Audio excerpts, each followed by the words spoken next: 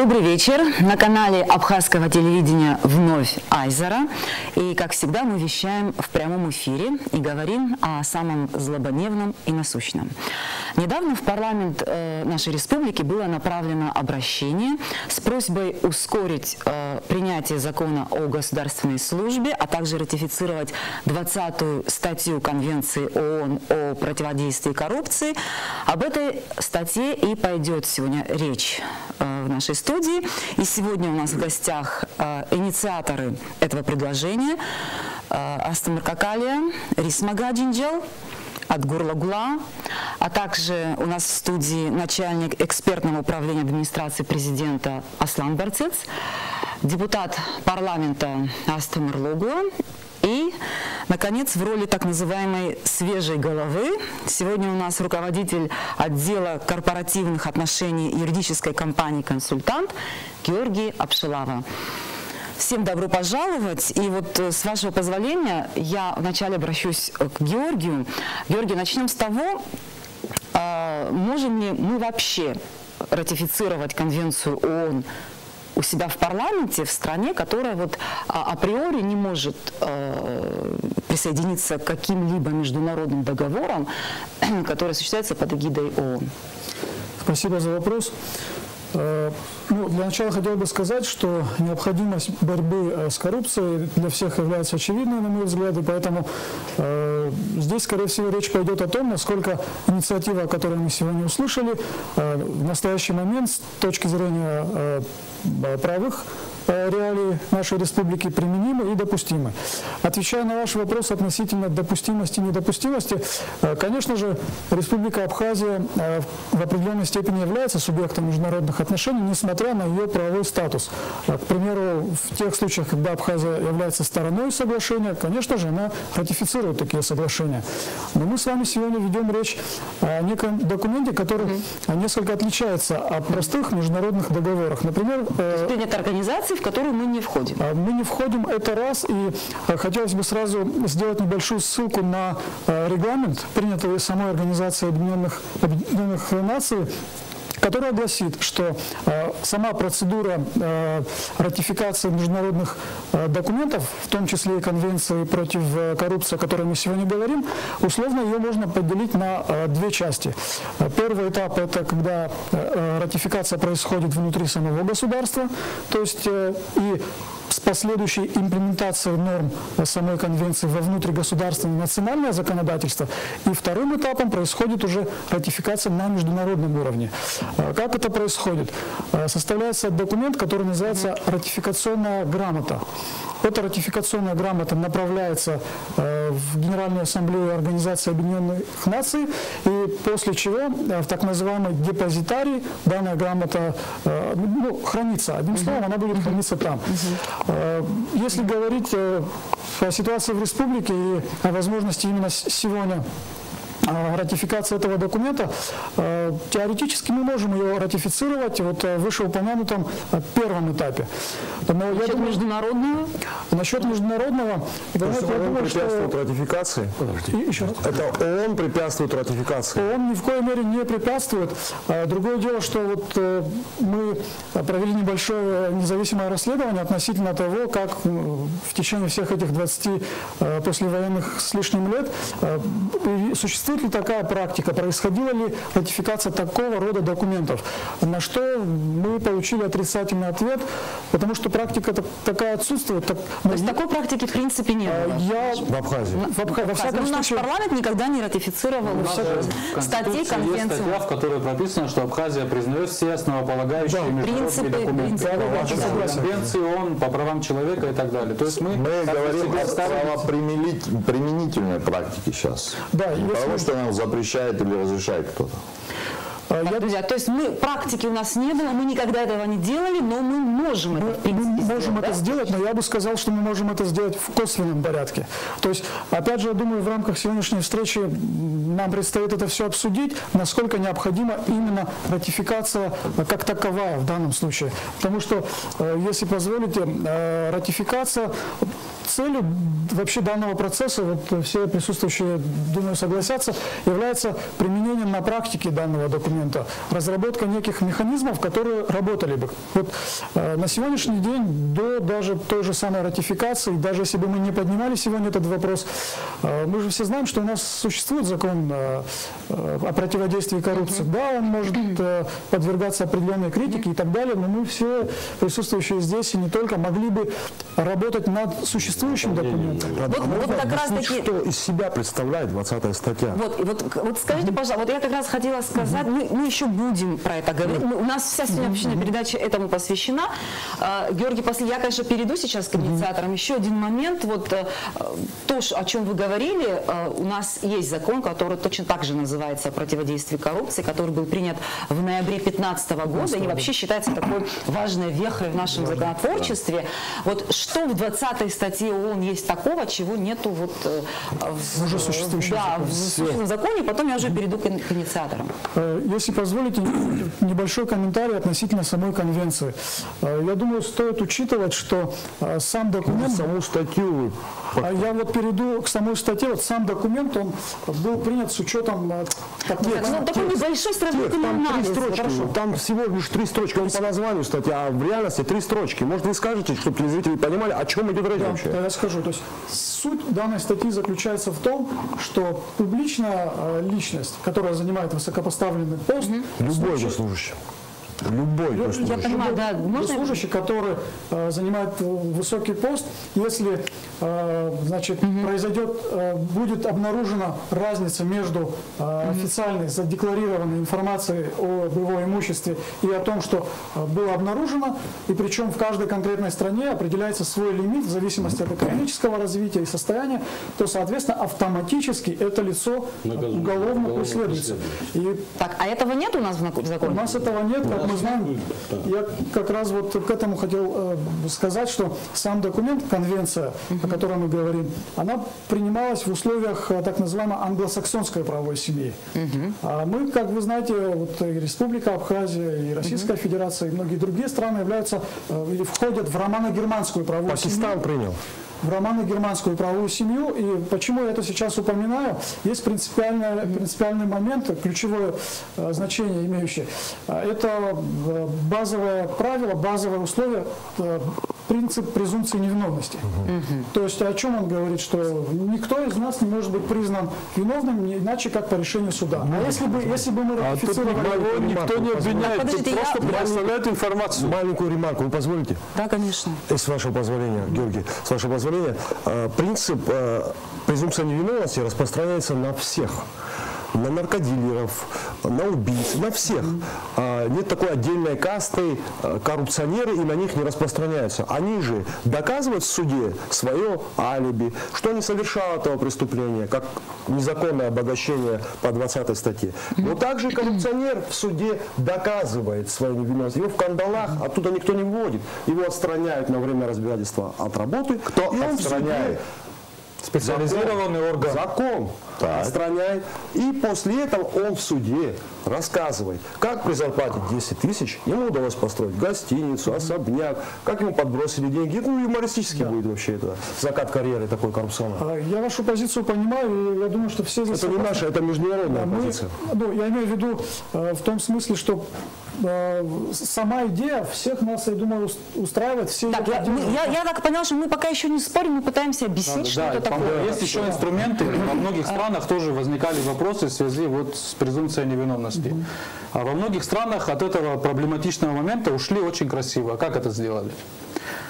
Правонарушение Вы человека... имеете в виду именно по презумпции невиновности 20 статьи. В той или иной форме она содержится там в национальных законодательствах многих стран. Как они от этого ушли? Есть несколько способов. То есть здесь гибкая система. Я просто хочу уточнить и резюмировать. В 20 статье Конвенции ООН вообще не предусматривается, да? Этот принцип. Она не то, чтобы она не предусматривает. Подозреваемый в коррупции уже его дело, то есть недостаточно украсть деньги, не попасться в момент кражи. Их надо легализовать. сделать чистыми. В Абхазии проблемы легализации украденных денег нет. Короче, ты должен сам Как в показывать, Уганде у что нас ты в не этом плане виновен. можно украсть, если не попался на Минкражи или поделился со всеми там, в прокуратуре, в МВД и так далее. Нормально? Все нормально, проблем нету. А происхождение денег во всем цивилизованном мире имеет значение. Это от деньги от наркотрафика, от спецслужб иностранных, или он просто разворовывает. Я все-таки, он все-таки подозреваемый. Нет, что касается вот этих моментов, есть несколько примеров, как от этого Вы уходят. считаете, что это все-таки важный принцип, да? Этот, как вы каково вот это В самой 20 статье сказано, что страна, соизмеряя эту статью со своим национальным законодательством, ее принимает в том или ином виде, чтобы оно не противоречило каким-то основным принципам, правовым принципам государства. Во многих странах как ушли от проблемы, вот, связанной с презумпцией невиновности. Чиновник сдает декларацию. Да, в декларации отражен его официальный доход. Если орган уполномоченный выявляет вот эту серьезную разницу между его официальным доходом и его фактическим доходом, это он нарушением его не называют вором. Нарушением сам факт расхождения становится. То есть его не обвиняют, не называют коррупционером, ему говорят, у тебя в декларации написана одна сумма, а по факту мы выявили другую. Его обвиняют в преступлении вот в этом, то есть что у него разница документальная между официальным доходом и фактическим доходом. Здесь никакого противоречия с принципом презумпции невиновности нету. То есть это гибкая система, мы можем ее применить так, как нам будет удобно. Самое главное сохранить суть 20 статьи. Если позволите, сразу мысли понятны абсолютно. Просто хотелось бы узнать, вот, выступая с подобной инициативой, был ли проведен некий анализ, какое количество нормативно-правовых актов, подзаконных актов нужно будет изменить, вот, с точки зрения того, что вы говорите, удастся сохранить принцип невиновности. Что Разрешите, у нас есть Центр стратегических исследований при президенте, я принес их бумаги, они это все разложили, это все есть и есть у государственных органов. Если как бы говорить о каком анализе, все это есть, все это готово. Просто надо, какие документы надо поменять, чтобы это все принять. Да, вот если все это здесь и есть. Просто, то мы вносим вот этот в каком-то определенном виде содержание 20 статьи, к примеру, закона о противодействии коррупции, параллельно вводим поправки в Уголовный кодекс, потому что это уголовное преступление. С вашего позволения, можно одну ремарку? 20 статья, по названию статья, она предельно короткая, умышленно коротко, чтобы ее невозможно было трактовать. Первое – признать незаконное обогащение уголовным наказуемым деянием. Там по выбору парламента хоть 3 дня, хоть 3 года. Второе. Любой чиновник, активы которого значительно и необъяснимо превосходят его задекларированные легальные источники доходов, априори считается подозреваемым в коррупции, отстраняется от работы и доказывает в суде свою невиновность. Что тут можно стратегически изучать? Она специально так составлена, чтобы ее невозможно было трактовать. Понимаете? Вот она специально, это лучшие юридические умы планеты ее составили так, чтобы с какого бы ракурса вы ни зашли, особо там 3 дерева, заблудиться даже при желании невозможно. Более того, мы не убеждаем никого в том, что стоит принять или нет. Президент, действующий президент республики, 21 декабря говорит о том, на встрече с журналистами. Рауля Джимковича Хаджи. Нет, вы имеете в виду пресс-конференцию? Да. Он говорит, у нас есть видео, это в публичном доступе все было на ВТРК. О необходимости принятия закона о госслужбе с обязательным включением в него конкурсного подбора кадров о госслужбе и 20 статьи. То есть декларирование доходов. У нас были встречи в парламенте. В 2014 году в этой же студии мы встречались по этому поводу. То есть это не вчерашний вопрос. У нас в парламенте нет ни одного оппонента, ни одного человека, который бы сказал бы, это неправильно.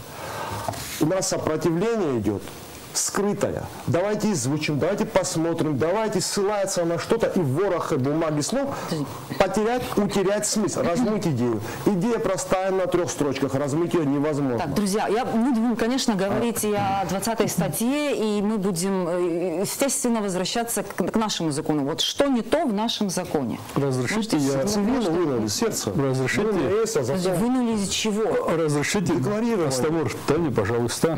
Вообще о том, о чем мы говорим, как бы обозначим, точки над «и» расставим. Коррупция что такое? Коррупция от латинского слова означает гниль. Псылый хозер абара. Спасибо, Борис. Теперь, не подкуп. Дальше. Коррупция имеет 3 вида. Самый такой заметный и понятный, это когда украл то, что не имел права, но первые параметры, первые 2 параметра до этого 3-го параметра, самый важный, это когда структура работает и не имеет плана.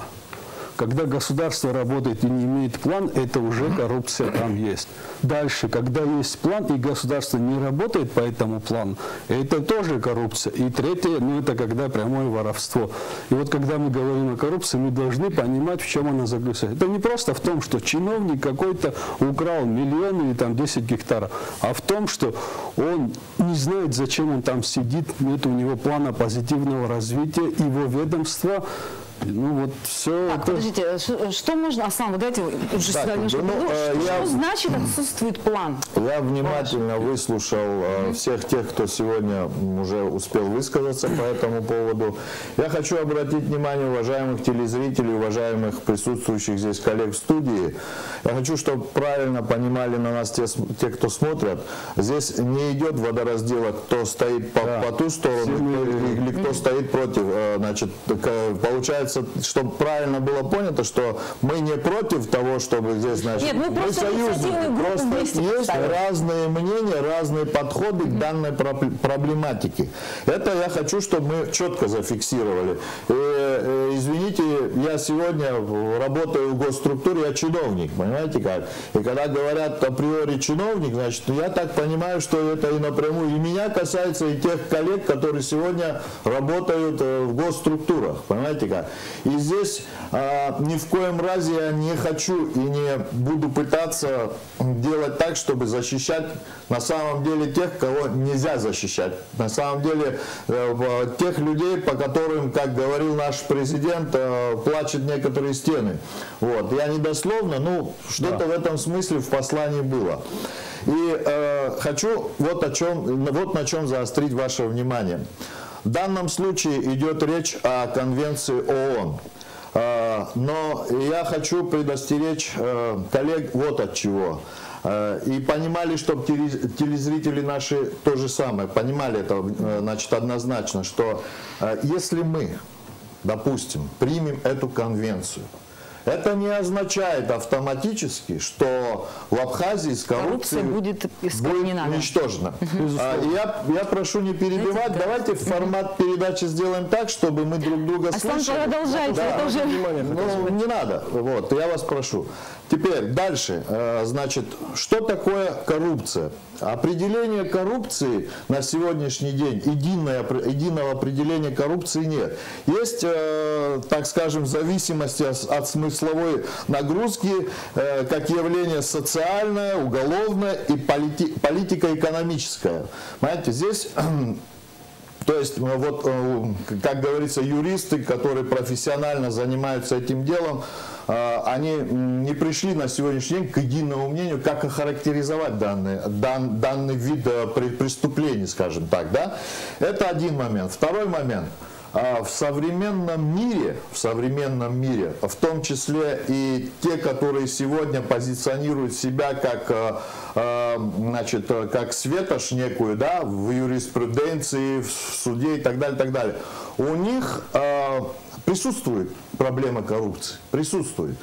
У них есть новая такая форма, у нас, к сожалению, пока мало изученная, это так называемый лоббизм. Это тоже коррупция. Я почему так сейчас вошел в эту тему, потому что я хочу сказать свою мысль о том, что это не есть панацея, вот 20-я статья. Вот здесь коллега правильно начал двигаться в ту сторону. Нам сегодня необходимо внутри общими вот усилиями обратить внимание и привести в порядок те статьи, те законы, которые существуют. Заставить эти механизмы работать здесь внутри. То есть хотя бы заставить работать то, конечно, что мы имеем. То, что мы имеем. Если мы сегодня уйдем в дискуссию, нужна, не нужна, пришли, скажем, приняли, вот МИД, через МИД, парламент, все процедуры прошли, и мы пришли к тому, что приняли 20-ю статью и вздохнули с облегчением, и дальше мы Нет, дорогие мои, это огромный повседневный кропотливый труд. И вот здесь, секундочку, я докончу свою мысль. И вот здесь я и не призываю, я не говорю, что этой проблемы нет, это серьезная проблема в государстве. Очень серьезная коррупция, как ничто другое, как ржавчина разъедает кузов автомобиля, коррупция разъедает устои государства, это безусловно. И с этим злом необходимо бороться. Но я не хочу, чтобы мы ушли в демагогию. Вот от чего я хотел. Вот об этом я хотел сказать. Можно? Можно, и потом я хочу слово все-таки депутату дать. Если можно, да. У нас вот такая одна из линий сопротивления, это не к Аслану относится, этого человека, наоборот, приветствую, что он поддерживает начинание, как я понял. Нам часто говорят, как она будет работать. Проблема 20-й статьи именно в том, что она работает даже при всеобщей продажности. Вот если все структуры в Абхазии, все будут коррумпированы, она все равно будет работать. Я вам объясню как. Астамур, нет, вы позволите, эту конвенцию ратифицировали, я вот прямо из вашего обращения читал, 172 страны. Во всех этих странах искоренена коррупция? Она значительно занижена. Коррупция в Германии и в Абхазии – это разные вещи. Россия тоже ее ратифицировала? Нет, не ратифицировала. С изъятием. Википедия говорит, что ратифицировала, я читала. Нет. Там с оговоркой. Мы вам можем материалы предоставить Совета Федерации, где Зюганов говорит. Хорошо, оставим Россию. Можно пример? Хорошо, оставим Россию. Давайте те страны, которые приняли ее полностью всецело. Пример. Вы позволите пример? Без сердца, не без Если можно, дайте мне, пожалуйста, Рада. Спасибо. Допустим, я коррупционер.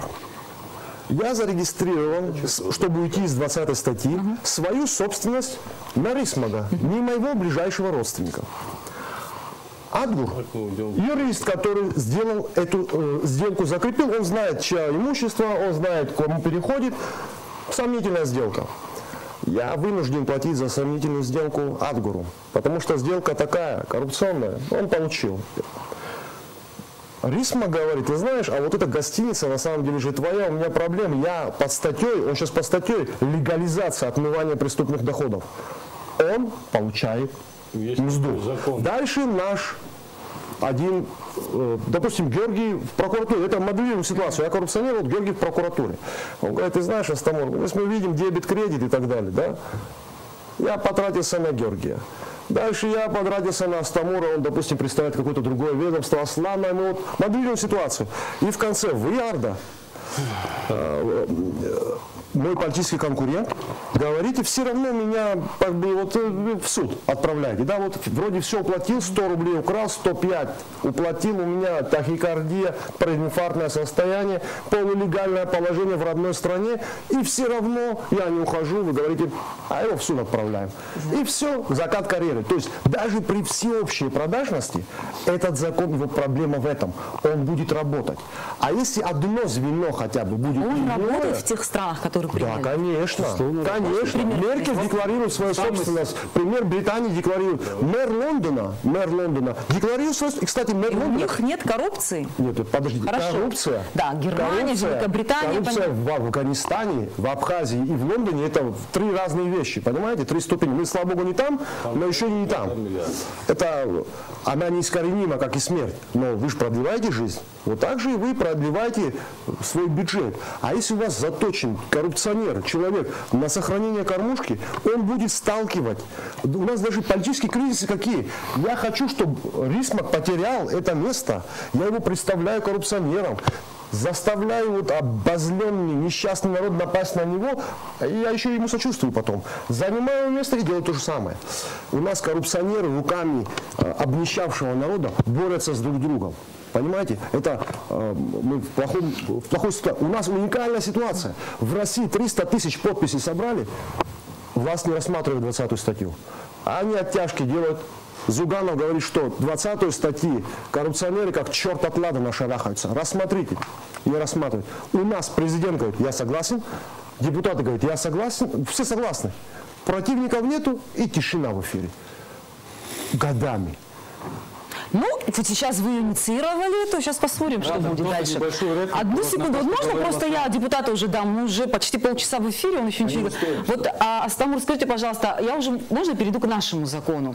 Вот я знаю, что он был принят там, в конце предыдущего созыва, вы, в принципе, не имеете отношения к его принятию, тем не менее, 2 года уже существует этот закон, насколько он продуктивен, вот на ваш взгляд? Во-первых, здравствуйте.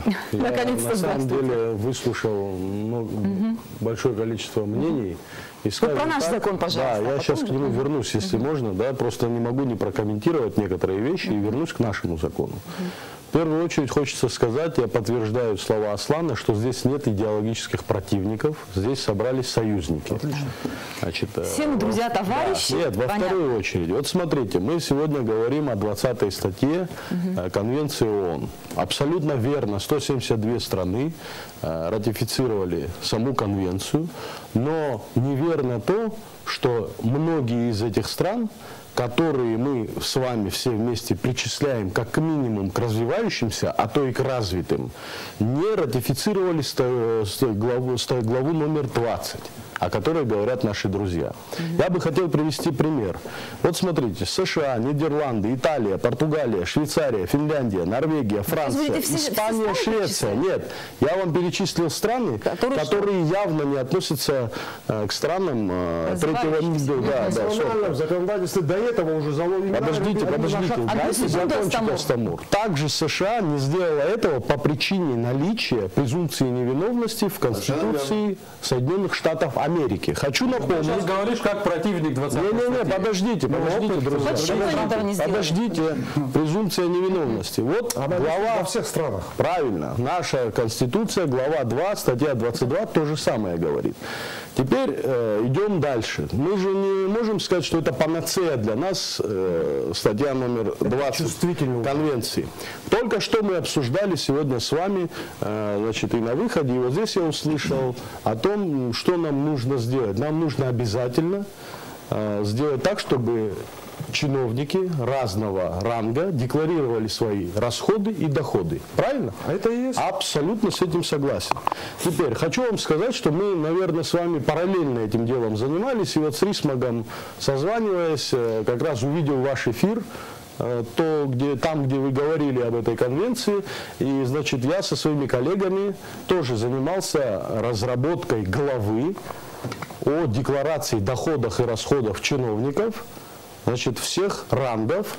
Но эту главу мы хотим, есть такое видение, значит, наполнить наш закон о противодействии коррупции вот этой самой главой. Да.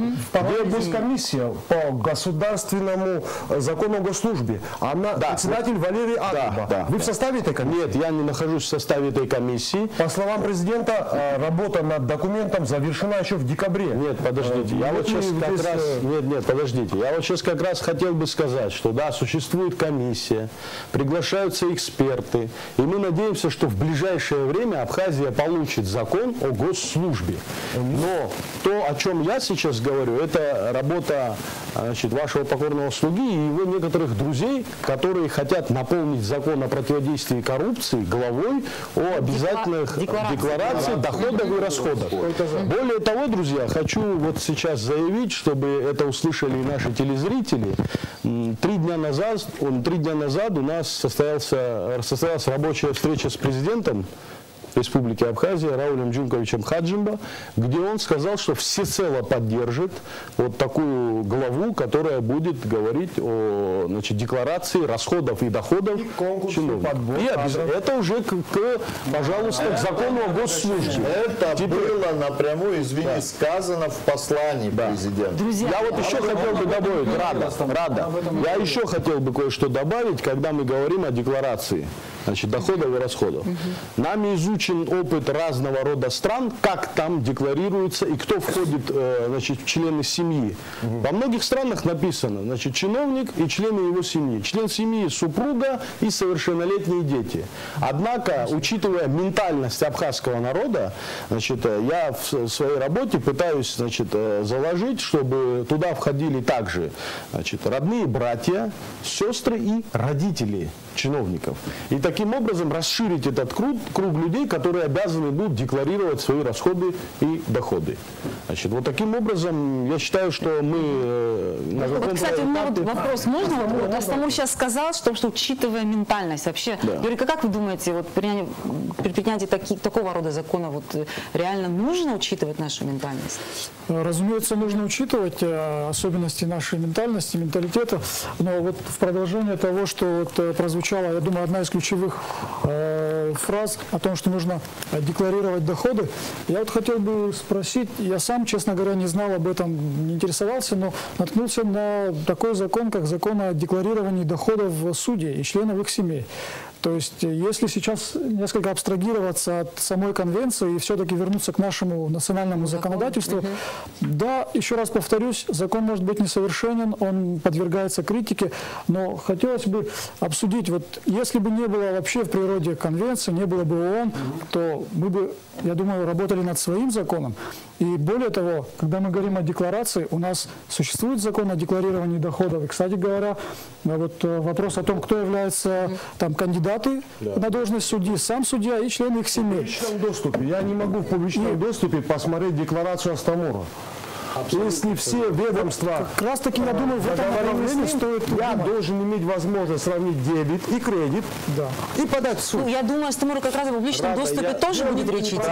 Астамур как раз таки пришел на передачу. Мы о чем говорим? Мы о чем говорим, я извиняюсь. Вот вы верно делаете замечание. Мы как раз таки говорим, слушайте, пока оставим в покое на минутку 20-ю статью, давайте посмотрим собственное законодательство. Давайте все, и профессионалы, и общество, займемся тем, чтобы поработать качественно над теми пробелами, которые мешают нам сегодня. Не надо вот, знаете, как искать, значит, абсолютную истину где-то в Нью-Йорке. Я вот это вас призываю. Аслан, один момент. Наши чиновники прекрасно доверяют международному опыту. Ни одной Лады Калины у нас чиновник не купит.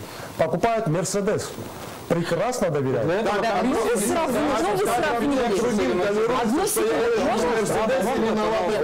Ребята, я дам... Он для себя выбирает. Друзья. Пусть и для страны выберет лучше. Подождите секунду, вы хотите сказать, что сегодня здесь у нас внутри все плохое, там где-то за рубежом все хорошее? Почему так нет? Ну как? Я правильно вас понял? Ребята, Мерседес явно лучше, с этим никто не спорит. У меня сейчас другое. Лучше, чем набор фраз. Так, это ваше мнение. Это же ваше мнение. Подождите. 20-я статья, конкретный. Возможно, никто с этим не спорит. Гораздо лучше, чем ворох непонятных фраз, которые мы считаем законом. Он не работает. Ни один большой коррупционер в Абхазии не сел. Мой друг. О чем мы говорим? Я как раз одну секунду. Я вас хочу вот в чем с вами подискутировать. Ведь принципиально мы с вами не расходимся в том, что с коррупцией надо бороться. Это раз. Мы с вами принципиально, как я понял, сейчас расходимся в методах, подходах. Понимаете? Друзья, можно одну секундочку? Если мы уйдем в дискуссию, в долгую... Аслан, я почему говорила о том, что закону нашему 2 года, я опять повторяю, насколько он продуктивен. Вопрос, подождите, 25 лет. 25 лет нашей новой истории. И насколько я помню, даже никто еще не был обвинен в коррупции. Нет, Давайте не будем называть. Не надо. Без имен давайте. Давайте без фамилий. Без фамилий. Были подследственные, были 40 и сотрудников МВД, и чиновников отдельных. Немного, но были. Я хотел бы... Это абсолютно несоизмеримо с масштабами проблем. Абсолютно согласен. Позвольте, у меня есть вопрос один уточняющий. Вот когда сказали 20-я статья это конкретика, Астамур, а вот все остальное это набор слов. Вот скажи мне тогда, 20-я статья и декларация обязательная доходов и расходов с учетом ментальности Абхазии, значит, семей, чиновников, родителей, братьев, сестер, в чем кардинальная разница? А это что, разве это уже нету пока? Мне вот интересно, просто вы как будто обвинили сейчас... 20-я статья, то, о чем вы говорите, декларирование, дебет, кредит, обычный, это и есть 20-я статья. И вот эта разница есть незаконное обогащение. Абсолютно Я вас верно. еще раз призываю вот к чему. вы, пожалуйста, давайте вместе мы с вами вернемся к собственному законодательству. Мы о нем и говорим. Знаете как, пускай оно называется как угодно, 20-е, не 20-е. Давайте забудем на секунду, что это вообще ООНовская статья. Без разницы. Без разницы. Конечно. Понимаете, конечно, не принципиально. Мы должны на сегодняшний день работать именно над внутренним законодательством. Над тем, вот у нас много такое в практике, значит, ловят по личным, значит, там, на перевозке наркотиков и так далее, так далее. В суде начинают ломать дела. Потому что происходит? Некачественно доследственные дела и так далее, так далее, так далее. Материалы некачественные. Осознанно, неосознанно, это уже вопрос как бы юридического плана. Этих примеров много. Сегодня в государстве создан Конституционный суд. Сегодня в государстве значит, подняли заработные платы судьям. Реформу судебную провели. Реформа, да. Хорошо, там сегодня президент практически в каждом ежегодном послании обращается к обществу, дает сигналы, прямые сигналы о том, что да, эта проблема существует, давайте бороться, давайте делать. И не просто декларируя, происходит пошаговое, да, нам хотелось бы быстро, нам хотелось бы эффективнее и так далее и тому подобное. Но знаете как, и посыпать голову пеплом. И кто этим занимается? Знаете, здесь должен быть азарт, здесь должна быть вот такая эмоция для того, чтобы общество в целом, самая главная проблема, нетерпимость общества, вот это мы должны понять. Сегодня наш тот или иной коррупционер, значит, построивший себе огромные дома, ездивший на бешеных машинах, позволяющий себе отдых там и так далее. Знаете как, родственники с ним общаются, здороваются. Он не подсуден. Он, знаете как, рождение денег не имеет ничего подобного. Если есть, все можно делать, все можно делать. Можно на улице там подраться. Послушайте, ребята, ну зачем мы будем уходить в демагогию? Сегодня все можно делать при большом желании и заставить работать внутренние механизмы. Я еще почему они не работают, я не понял вас. Они не работают, потому что есть комплекс проблем. В государстве есть комплекс проблем. Это и морально-этические, и прочее, и юридического, конечно, юридического плана. Все, Аслан, вам Адгур хочет ответить, подождите. Аслан, вот по поводу того, что вы говорили, о том, что мы должны над своим работать, там, конвенция. Вот первый человек, кто говорил, Георгий, он как раз заговорил об имплементации. То есть мы принимаем конвенцию, а потом внедряем ее статьи в наше законодательство, то, как нам надо это делать. То есть с этим проблемы нету. Что касается нашей Конституции, наша Конституция это не уникальная Конституция. Основанием всех практически конституций на Земле это Конституция французская, Конституция Соединенных Штатов. Большинство, вот наше законодательство в своей массе имеет свою основу где-то в других странах. Мы ничего не придумывали. Ничего не придумывали. У нас, да, мы адаптируем законы под свои какие-то нужды, да, и их принимаем. Что касается технических моментов, мы не говорим, что конвенция это такая скрижаль, которую мы должны поставить.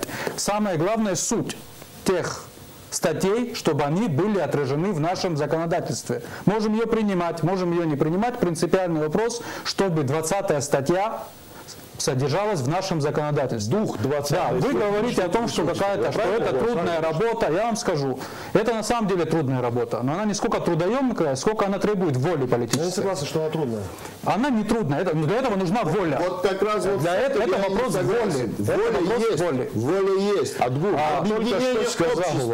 Это вопрос не объединения общества, это вопрос работы органов, которые отвечают за выполнение закона. Давайте конкретику. Я вам скажу конкретно. Хорошо, ладно. Я вам скажу конкретно. Можно я конкретно скажу? 6 человек в студии. Когда вы последний раз присутствующие здесь давали кому-нибудь взятку?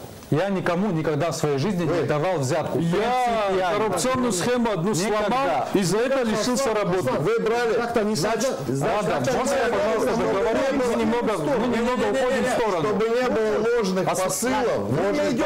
Секундочку. Чтобы не было ложных посылов. Если в этой стране никто не дал никому взятку, это не значит, что коррупции нет. Мы как раз потому и здесь находимся, потому что такие масштабные у нас приняло формы, что не поднимать этот разговор, это по сути быть соучастником этого, даже не давая никому взятки. Что касается нашего законодательства и то, как оно реализуется. Есть закон о противодействии коррупции, принятый в 2015 году, в 2016 году он заработал. Я его тщательно изучил, этот закон. Он абсолютно, если бы, выхолощенный, то есть в нем не содержатся реальные нормы, которые позволят государственным органам бороться с коррупцией. Даже те нормы, которые там содержатся, рекомендательные, они не исполняются. В законе прописано, что есть ответственные органы власти, которые отвечают за реализацию государственной программы по противодействию коррупции.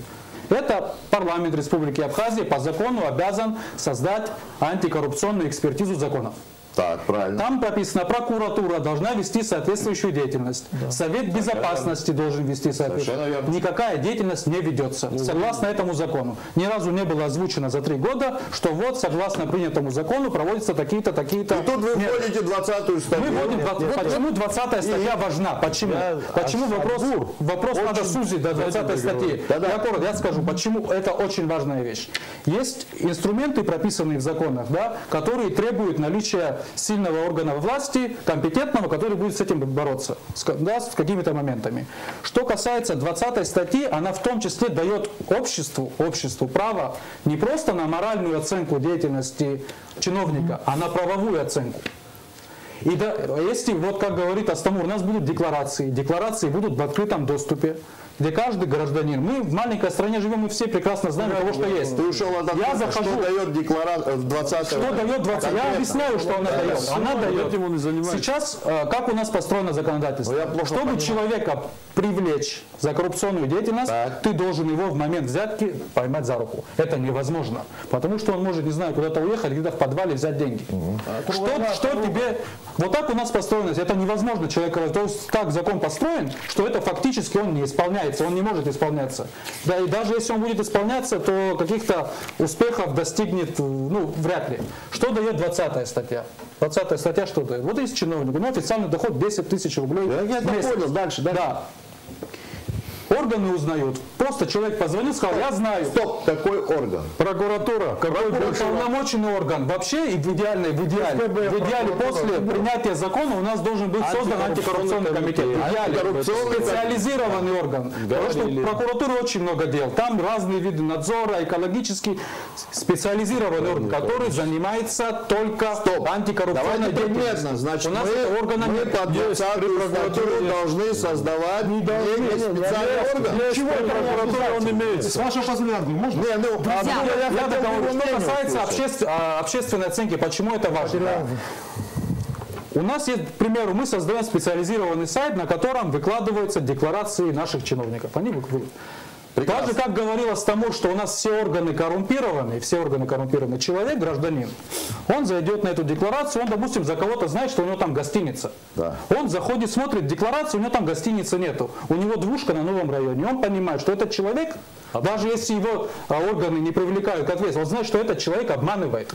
Здорово. И он нарушает закон и при этом является уголовным преступником. Не просто, у нас сейчас просто в разговорах мы говорим, она может быть оформлена. Что? На кого будет? Это уже это не имеет значения. У нас все прекрасно знают. В суд подаст, подождите, друзья, так не бывает. Тогда можно сказать, вот слушайте, по-вашему можно сказать, кому-то захотелось облить кого-то грязью. Да нет. Подождите. Это не вопрос. Как можно подбросить грязью не обливать? Слушай, он говорит, подождите, я задал конкретный вопрос. На кого оформлена гостиница? На твоем счете найдут $1 000 000. Не на него.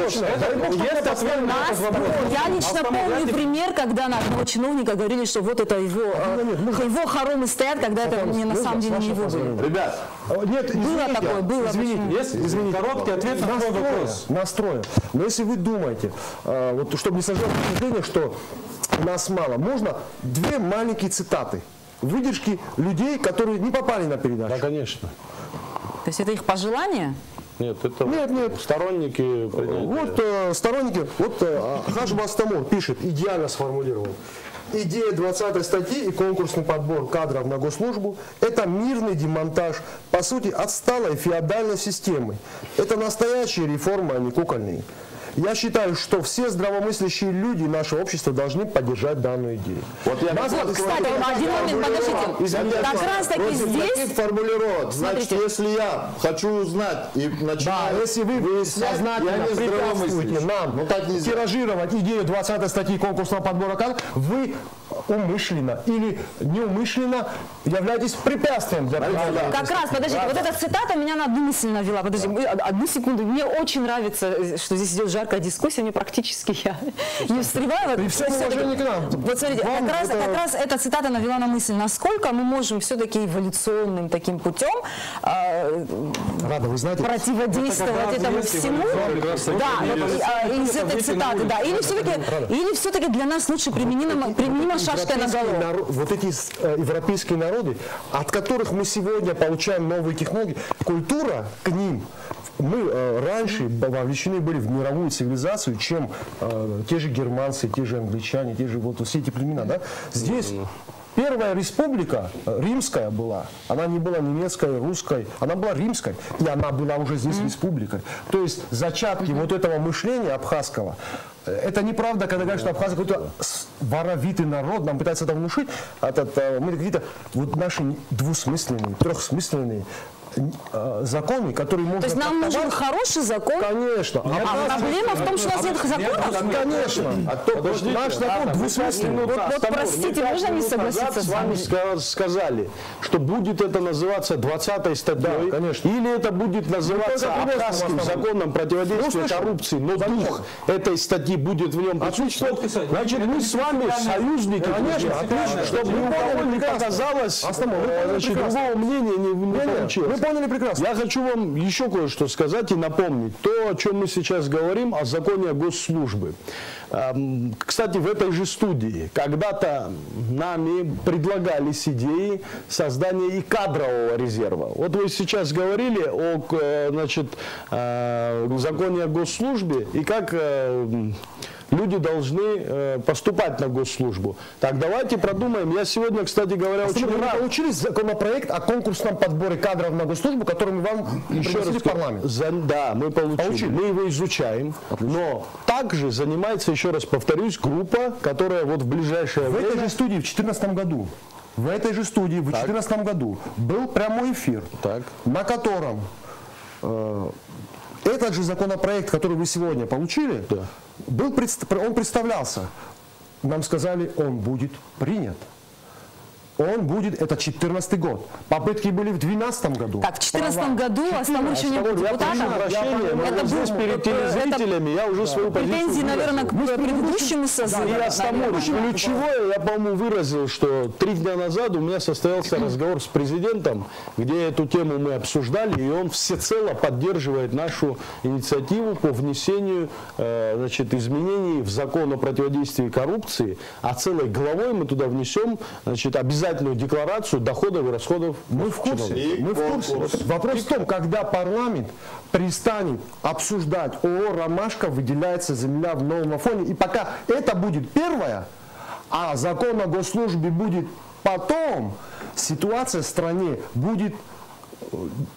Анархия будет в стране. У нас политические группировки рвут друг друга на части.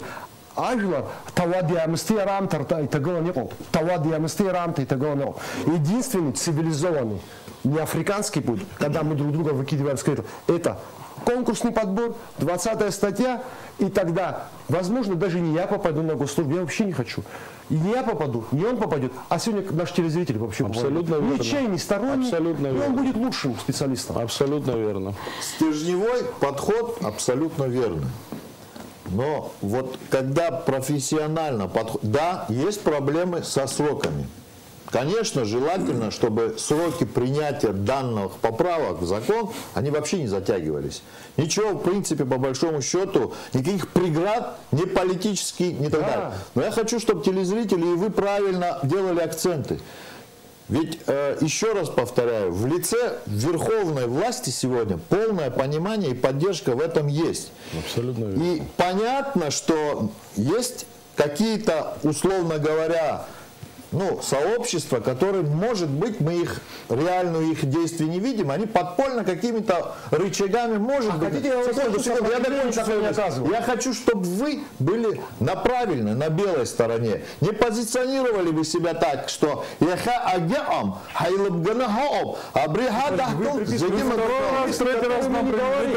эти мысли озвучиваете, и я воспринял эти мысли именно так, как воспринял. Понимаете? Это первое. Второе, ребят, дорогие мои, вот для того, чтобы мы предметно разговаривали, я понимаю, этого разговора не было. 20 статья, 5 строчек. Для того, чтобы мы это предметно разговаривали, надо выделить закон один, противодействие коррупции, значит в нем статьи какие ввести, дополнения, прочее. 1, 2, 3, 4. Понимаете? Центр стратегических исследований при президенте. Обратитесь к нему, пожалуйста. Надо собраться депутатам и заниматься борьбой за окрестные рычаги влияния и сказать, мы этот закон примем. Совершенно верно. Совершенно этот закон мы примем, мы выйдем, даже нам говорят, Аслан, давайте выведем малый бизнес, семечки, мы его уже устали выводить из тени. Выйдите из тени. Все политики наши, оппозиционные, провластные, 27-30 неправительственных организаций финансируются, за ни одного слова не говорят. Партии, десятки партий, каскад заявлений по совершенно незначащим поводам. По цензу. Здесь феодальная, по сути, система. Я пришел на работу, я беру всех своих родственников до тех пор, пока вы меня со своими родственниками не прогоните. Потом мы вас прогоняем. И вот эта феодальная система, у нас продолжает. И наш парламент чем занимается? Обсуждением, при всем уважении к каждому депутату. Каждый из них при встрече говорит, друзья, я все-таки не могу понять, вот вы говорите о том, что система, вот вы говорите о системе, вы очень... О системе как раз таки я поговорю. Вот здесь очень приятно, мы и так, друзья, без этого, здесь я и так знал ваше мнение, без этой передачи, что у вас оно соответствует нашему пониманию ко всему этому, но кто-то из вас занимает определенную должность, кто-то депутат в главном законотворческом органе страны работает. Давайте так договоримся. Вот какие-то вещи, спорим по большому счету немножко ни о чем, сроки, когда вот вы сможете, вот суть этой статьи, не надо 20-ю статью. Вы сейчас требуете от Астамура, чтобы он спрашиваю, когда вы смотрите, если вы... Дайте я договорю. Вне этой передачи. Дайте я договорю. Секунду. Завтра соберемся в любом месте, где нам удобно, сядем, возьмем ручки, пригласим юристов. Насколько один депутат уполномочен вам давать сроки? Без всей этой демагогии выработаем поэтапную дорожную... Демагогии, дайте, Аслан, вот мы с вами... Демагогия знаете, как переводится? Это, ладно. Мы с вами о чем-то говорим в оскорбительном плане. Нет, подождите насчет демагогии. Мы с вами как-то пытались разработать одну схему, которая защитила государственный интерес. Схема как-то звучит уже... Да, схема. Да, к сожалению, когда мы хотели противодействовать... Механизм именно вот этим схемам не хорошим. К сожалению, у нас это не получилось. Вы помните, что... Потом скажу. Собирались комиссию собрать, проверить. Разрешите ответить? Вот ничего не получилось, в том числе и потому, что... Астамур Омарович, пожалуйста, давайте тогда вот вы занимаете какие-то должности, меняемый срок, когда вы сможете это все сделать. Но вы не президент, разумеется. Президент наш сторонник в этом вопросе. Я хотел ответить на этот вопрос. Вы уполномочены про сроки? Нет, слушайте, я хочу сказать, один из 25 людей, один из тех, кто это разделяет, предлагает, вот мое мнение, я хочу предложить следующее, друзья. Я не могу вам гарантировать, когда мы это примем, потому что это коллегиальный орган, но я вам могу гарантировать следующее. Давайте мы сейчас с вами договоримся. Будет это следующая неделя, будет это понедельник, соберемся группой, пойдем в парламент и проведем слушание прямо открыто. Это я вам могу гарантировать, собрать своих коллег, объявить о том, что мы хотим поговорить. На самом деле это коллегиальный орган, они могут не принять его в первом чтении. И что, теперь Астамур уже слышит? Один голос уже есть. Вот один голос есть. Друзья, мне просто уже напоминают, что мы без 5 час в эфире, имейте в виду, время идет очень быстро. Нет, практически уже к финалу подходим. Да, я хочу коротко сказать. Я как понимаю, здесь все выступают за ратификацию 20-й статьи. Суть ее. Да. За ратификацию или за обогащение ее духом нашу да, там у нее суть одна, ее невозможно трактовать, поэтому здесь любые определения они нормальные.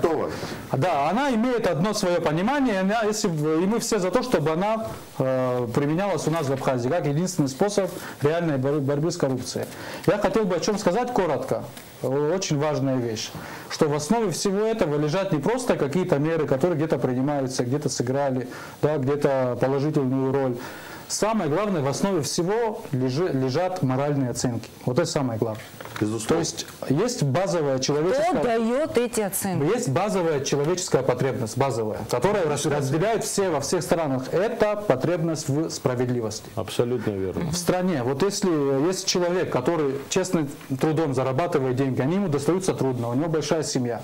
И есть чиновник, который получает официально 200 тысяч рублей, поэтому является миллионером, при этом он обязан как бы работать на нас всех. Это позиция справедливости. Дорогой человек, вы молодой человек, еще очень так, я вижу, вы горите, у вас все, я вижу ваши тоже частые выступления и посты, читаю, как-то слежу, попадается.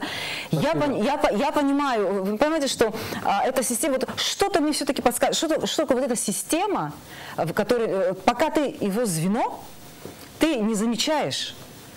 И как только как только тебя выкидывает, я имею в виду эту коррупционную систему. Ты начинаешь... Я нигде не... Мне 20 лет, меня никто никуда не выкидывал, я никуда не приходил. Как только вот вы, вот допустим, вы молодой человек, который еще в своей жизни ничем себя не скомпрометировали, будете вот этим звеном, окажетесь, вы не будете замечать, что это преступление. Вот я поэтому что-то мне это подсказывает. Мы в ближайшее время изменили правила игры. Вы сами же себя хотите обезопасить. Мы хотим обезопасить всех нас, всех. Это потому, что касается всех. Потому что даже те же самые чиновники, которые здесь живут, и в результате их неправильной коррупционной деятельности, да, в стране случаются какие-то катаклизмы социальные, они коснутся до их, в том числе их детей. Вот это самое главное понимание, что мы все находимся в одном и том же месте. Не может быть у одного хорошо, у всех плохо, это коснется всех, рано или поздно. Вопросы криминал. Вы понимаете, вы сейчас затронули вопросы морали. Вот зритель может возникнуть вопрос. Вот у нас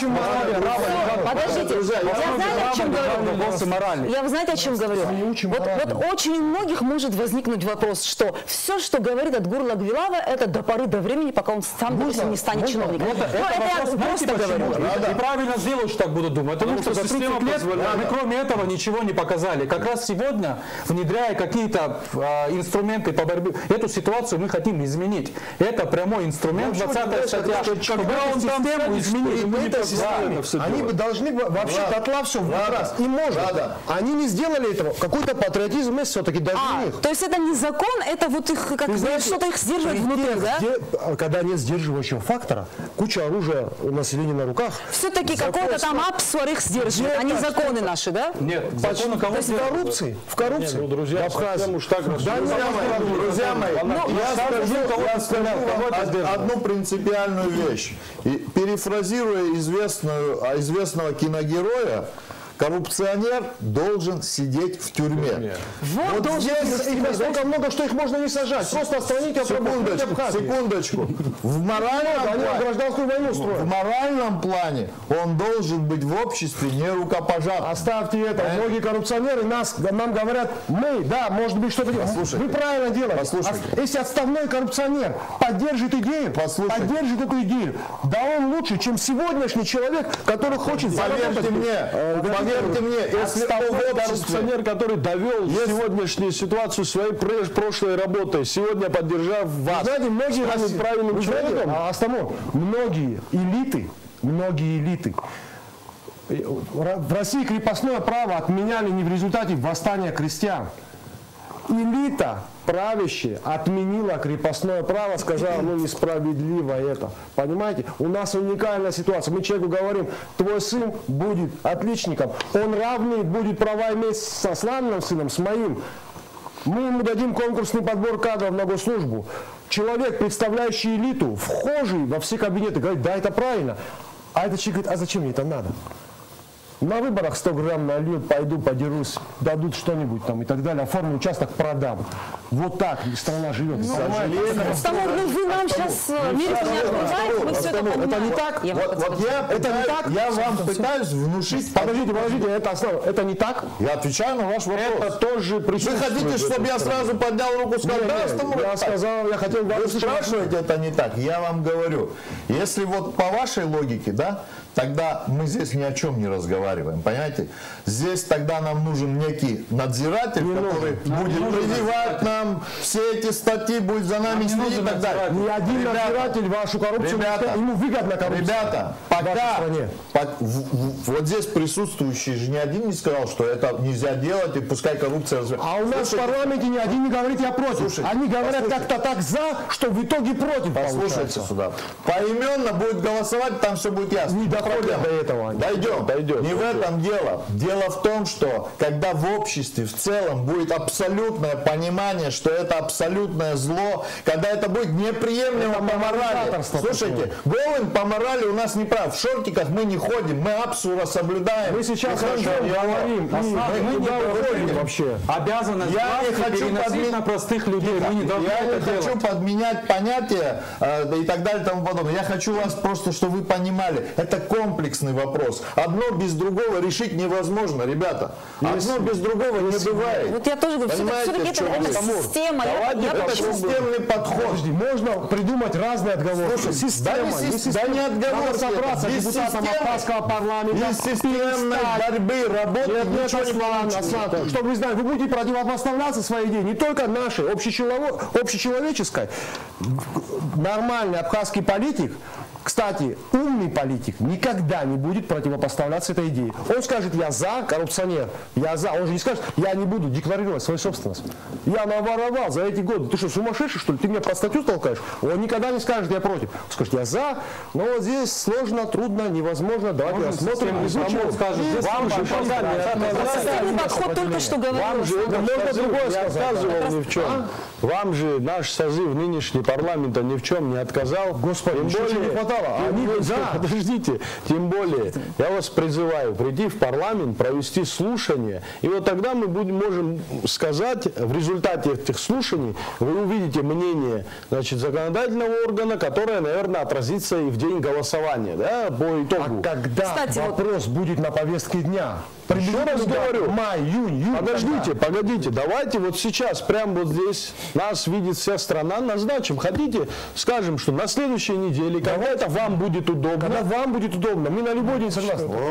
Я имею в виду обсудить эту тему в рамках парламента, раз вот есть такое мнение. Еще раз повторюсь, и у нас, и у моих коллег есть такое видение, вот я о нем говорил только что. Давайте в стенах парламента об этом поговорим, чтобы ни у кого не сложилось, значит, впечатление, что в парламенте об этом не думают и не говорят. Это не так, далеко не было так. ли заседание парламента, посвященное декларированию и конкурсному отбору? В понедельник, в нынешний... Было ли? Нет.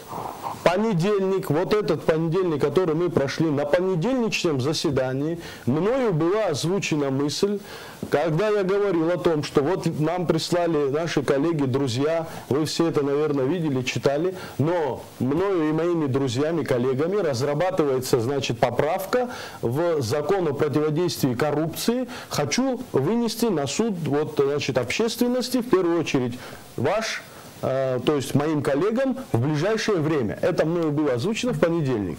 Я думаю, что если у вас такое желание есть, давайте обсудим, назначим день. Хотите хоть на такую поддержку, мы приветствуем Рада, что он сегодня здесь. Я думаю, вы договорились о том, что вы все-таки встретились. Я очень рада, что в нашей студии такое произошло. Вы еще по это пообсуждаете. Мы уже час и 5 минут в эфире, уже больше часа. Все-таки, Георгий, вот вы, наверное, все-таки поотдохнувший от всех этих дебатов наших. Я бы, конечно, может как-то резюмируйте. Я все-таки к чему думаю, вот все-таки, когда мы говорим о системе, вот, допустим, внесут в наш закон этот дух конвенции, допустим, даже он заработает. даже большинство чиновников из-за несоответствия там декларации, как вот вы говорите, потеряют свои места. На их место придут, ну не знаю, такие вот молодые перспективные, как... Не важно, даже если это случится. Я сейчас про другого. Я про другое.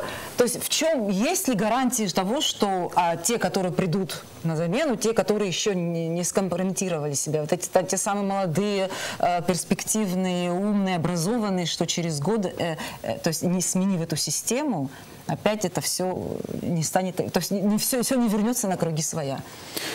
Ну, резюмируя сегодняшнюю нашу встречу, наверное, самым главным достижением назвал бы сегодняшней беседы, обсуждения, то, что мы вот перешли от обсуждения формы к содержанию. То есть в самом начале, если мы говорили, какой именно документ, сейчас, я думаю, для всех очевидно, что на самом деле значение имеет не то, в каком именно документе будет отражена та информация, тот механизм, который позволил бы решить всех нас беспокоящие вопросы. Поэтому хотел бы, все-таки, возвращаясь к действующему нашему закону, вспомнить об одной статье, которая как раз-таки вот в случае, если мы его видоизменим, либо в новой редакции примем, нашего закона, которая, я считаю, достаточно полезна и всем нам здесь присутствующим и телезрителям позволяла до настоящего момента влиять на ситуацию, потому что она так звучала, вот, независимая антикоррупционная экспертиза. В этой статье как раз таки говорится, что представители гражданского общества, представители партий, общественных организаций, если мы с чем-то не согласны, мы можем об этом заявлять, можем реагировать. У нас есть и другие законы, которые позволяют нам защищать свои права. В ООНовской конвенции ровно то же самое написано. Как наш закон позволяет это? Если у меня, допустим, есть какие-то подозрения там, к кому-то, как это? Как бы я это сделал? Допустим, вот в своей профессиональной деятельности мне периодически приходится сталкиваться с правоприменительной практикой. То есть законодатели приняли какой-то закон, подзаконный акт, а нам приходится его применять на практике. И когда ты пытаешься его применить, для тебя становится очевидным несовершенство некоторых статей, пунктов, появляется некая альтернатива. И вот как раз-таки это является основой коррупционной составляющей. И поэтому есть в разных странах, в том числе, насколько я знаю, и наше законодательство это предусматривает проведение независимой экспертизы. То есть, может быть, имеет смысл создание некого специализированного органа, назовем его как угодно, чтобы он состоял именно из экспертов. Из экспертов, которые законодатели... Если за 2 года кто-нибудь пользовался этим независимой экспертизой? Судя по всему, никто не пользовался, раз мы сегодня об этом ни разу не упомянули, но всегда легче сидеть со стороны или смотреть и говорить, все очень плохо, или предлагать какую-то статью. Но давайте представим ситуацию, что эту статью мы сегодня вот здесь проголосовали, она уже у нас существует, и что делать дальше? Ведь у нас был вышеупомянутый закон о декларировании доходов судей, он и сейчас есть. У нас есть и изменения... Извините, Георгий. Госслужащие. Где я могу ознакомиться, если закон есть, с вашей декларацией? Ее нет. Ее нет, и как раз-таки мы с вами должны обсудить, почему ее нет. Ваша контора государственная? Нет, наша контора... А он вас спрашивает, вы госслужащий? Вы спросили? Да, он у вас спрашивает. Нет, я являюсь сотрудником юридической частной коммерческой компании. Да, он просто он приглашен как независимый. Нам нужны депутаты. Извините, что я так говорю, мы сами общественники. Нам нужны... Депутаты на своем месте, а мы как представители гражданского общества. Эфиры нужны. Он вас приглашает в... Я понимаю. Георгий, мы знаете, что хотим? Парламент. Вот как в Библии. Там вы их всех мы сделали предложение, а они должны сказать, как вот в Библии, пусть ваша «да» будет «да», а пусть ваша «нет» будет «нет». А все остальное то от лукавого. Надо дать ответ. Если позволите, я вот... Георгий, подытожьте. Ай, мап, садглазум. Резюмируя, опять же, если мы не продумаем хотя бы 2-3 шага, которые последуют за принятием поправок к закону, 2014 года об этом законе думают. Если мы ничего не продумаем, они люди, они знают, ребята, но в 2015 году так или иначе орган. Они все это сделали, разработали. Сколько думать еще вам надо? Скоро. Всем нам нужно еще проработать еще раз все изменения, которые последуют в случае... Центр стратегических исследований У них разработана государственная политика противодействия коррупции и теневой экономики. Я просто заглавие прочитал. Тут есть цифры 1, 2, 4, 4. Ну, это все есть, государственные органы уже работают. Почему это не работает? Если есть возможность, продвигайте, пожалуйста. Почему это не Наша работает? просто в этом. Наша общая задача как раз таки выработать механизм. Я так понимаю. Говорят, что надо что-то сделать. Все уже есть, все уже готово. Который публично сказал в эфире об этом. Каждый депутат абхазский, если скажет Абрис Асадгова, выходим все вместе на Койбаркны стень, и мы первые выйдем. И все остальные госслужащие пусть выходят. Даже если он был коррупционером, он в веках в Абхазии останется как личность. Да.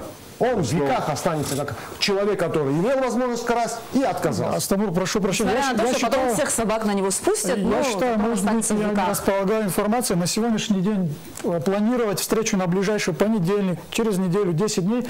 Опять же, повторюсь, может, не располагаю информацией, я считаю, мы еще не готовы. Мы встретимся и будет точно такая... Вы это кто? Мы это рисковая фирма? Нет, мы это присутствующие здесь. Готовы, парламент готов.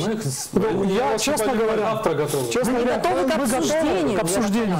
Вы можете подготовиться на следующий. Я имею в виду, чтобы были какие-то кардинальные, четкие, понятные, конкретные предложения. Прийти, то есть мы обозначили проблему, все согласны, все понимают, что задача стоит, ее нужно решать.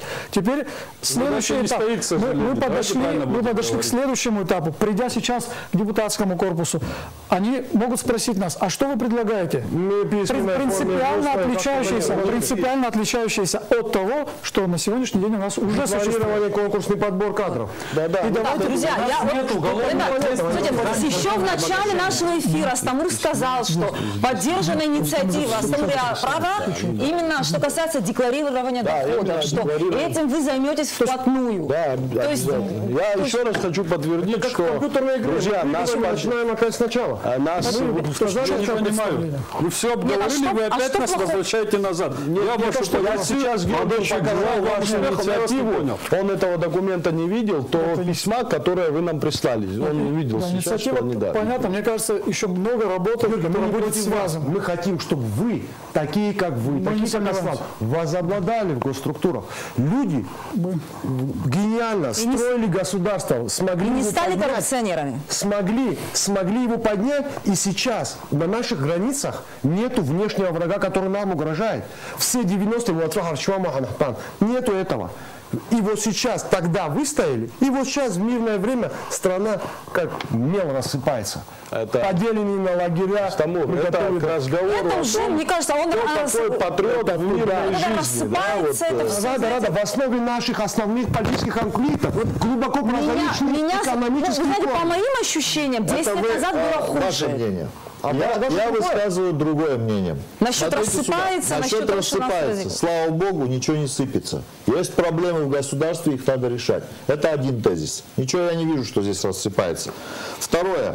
Значит, еще раз возвращаюсь к предложениям президента. Значит, у нас в Абхазии конституционная реформа самосуда проходит. Не первый случай самосуда. Астамур, можно не перебивать? Я сейчас не об этом. Это ненормально обстановка. Слушайте, ненормально. Я что сказал, нормально? Вы говорите нормально? Не, он сказал, что посыпать голову пеплом. Посыпать голову пеплом. Если никто не посыпает голову. Вы сюда не пришли бы, если бы... Ребят, подождите на секунду. Дайте, я чуть постарше. Астамур, я, конечно, понимаю, что у вас там все распирает. Вот чтобы мы понимали и правильный посыл давали обществу. Какие-то шаги в этом направлении уже реально сделаны. Значит, конституционная реформа есть? Есть. Можно сказать по факту, что она есть, состоялась? 5 судей избраны. Извините, нас интересует антикоррупционное законодательство. По крайней мере, 2 года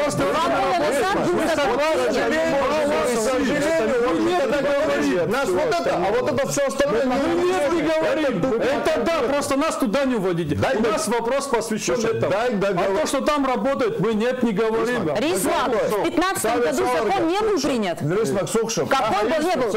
Какой он этот закон, это другой дело. Работает. Давайте. В 2015 году. Господа хорошие, что с вами? В 2015 году закон принят был, вы говорите, ничего не делаете. Дело возбуждено.